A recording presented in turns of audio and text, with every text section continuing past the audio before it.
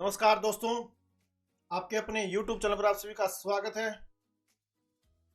साल 2024 खत्म होने वाला है और 3 दिन बाद नए साल न्यू ईयर यानी कि 2025 का आगाज होगा।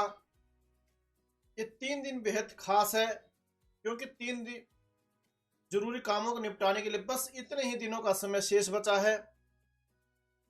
इन कामों की डेडलाइन 31 दिसंबर को खत्म होने जा रही है।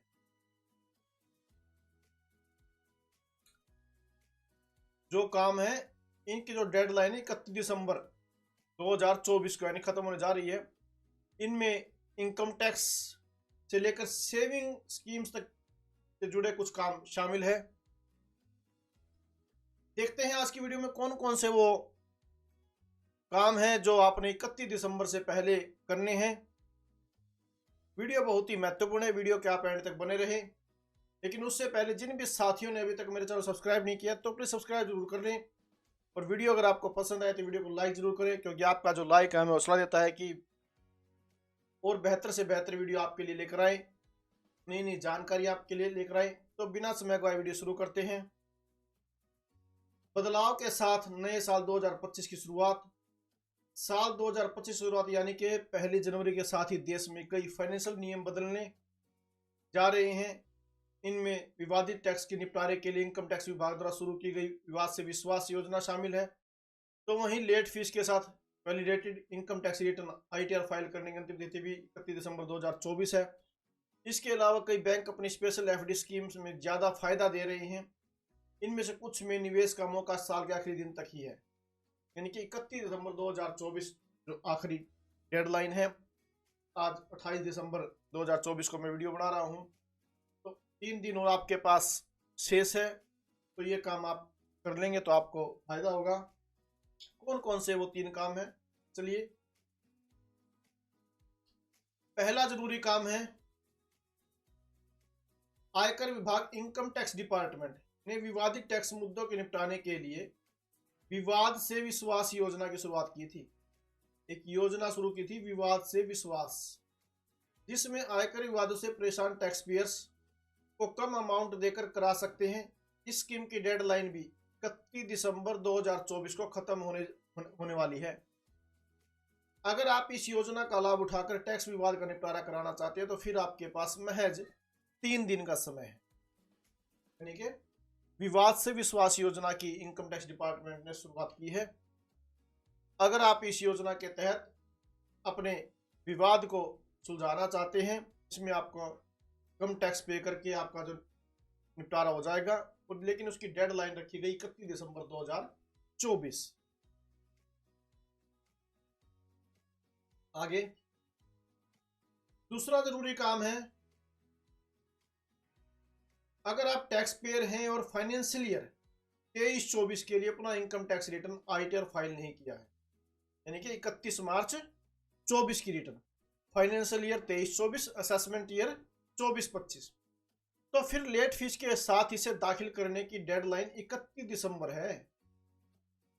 अगर आपने अपनी इनकम टैक्स की रिटर्न अभी तक नहीं फाइल की है, फाइनेंशियल ईयर 2023-24 की, असेसमेंट ईयर 24-25 की, तो जी हाँ, इसके लिए सिर्फ 3 दिन बचे हैं। ITR फाइल करने के लिए इनकम टैक्स डिपार्टमेंट ने 31 जुलाई की लास्ट डेट तय की थी, जिसे लेट फीस के साथ बढ़ाकर 31 दिसंबर 2024 तक कर दिया गया था। यानी कि जो इनकम टैक्स की रिटर्न फाइल करनी होती है उसकी तारीख होती है 31 जुलाई, लेकिन उसको जिसे लेट फीस के साथ बढ़ाकर 31 दिसंबर 2024 कर दिया गया। लेट फीस के साथ 31 दिसंबर तक आप कर सकते। आप बिलेटेड ITR फाइल अभी भी कर सकते हैं जिन करदाताओं की सालाना इनकम 5 लाख रुपए से ज्यादा है। वो 5,000 रुपये पेनल्टी देकर, जबकि 5 लाख से कम इनकम वाले 1,000 रुपये की लेट फीस देकर इसे फाइल कर सकते।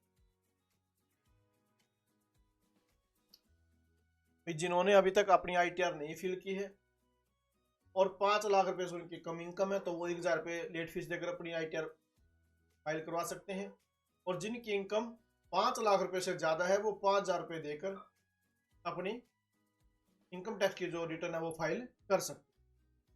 अगर इस तय तारीख तक आयकर रिटर्न फाइल नहीं कर पाते तो फिर पेनल्टी 10,000 रुपये तक हो जाएगी। इसके अलावा इनकम टैक्स की कार्रवाई का सामना करना पड़ेगा। भाई अगर आपने 31 दिसंबर 2024 तक अपनी आईटीआर फाइल नहीं की तो फिर ये पेनल्टी 10,000 रुपये तक हो जाएगी और इसके अलावा इनकम टैक्स की जो कार्रवाई का भी सामना करना पड़ेगा। वहीं इस तारीख तक आप कितनी भी बार रिवाइज रिटर्न फाइल कर सकते हैं। रिवाइज रिटर्न फाइल करने की न तो कोई फीस देनी पड़ती है और न ही किसी तरह का जुर्माना लगता है। यानी कि 3 दिन अभी आपके पास शेष है। तो अगर आपकी आईटीआर फाइल भरनी रहती है तो आप 31 दिसंबर 2024 से पहले अपनी आईटीआर फाइल जरूर कर लें।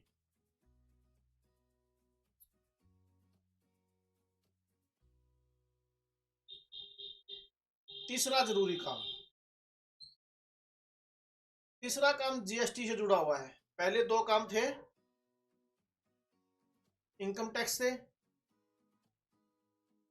इनकम टैक्स डिपार्टमेंट, फाइनेंशियल 23-24 के लिए इनकम टैक्स डिपार्टमेंट। अब तीसरा जो काम आया है वो जीएसटी से जुड़ा हुआ है।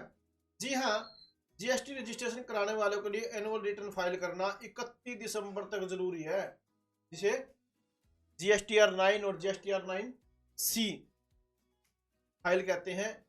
जीएसटी की एनुअल रिटर्न, उसकी भी डेडलाइन क्या है, 31 दिसंबर 2024 है। ऐसे टैक्स पेयर्स जिनका टर्नओवर फाइनेंशियल ईयर 2023-24 में 2 करोड़ रुपए तक है, उन्हें जीएसटीआर 9 फाइल करना होगा।